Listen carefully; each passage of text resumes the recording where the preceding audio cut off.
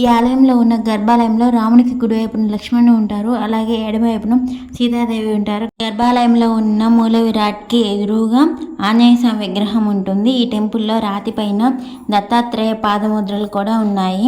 రాముని ప్రధాన ఆలయంలో 14 మెట్లు ఉన్నాయి. ఇవి రాముడి 14 సంవత్సరాల వనవాసాన్ని సూచిస్తున్నాయి. టెంపుల్లో 84 స్తంభాలు ఉన్నాయి. ఇవి 84 లక్షల జీవజాతుల చక్రాన్ని సూచిస్తుంది.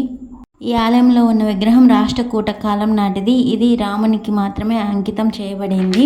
ఈ ఆలయం కట్టాలనుకున్న సర్దార్ రంగారావు ఓదేకర్ విగ్రహం కూడా ఈ టెంపుల్లో ఉంది.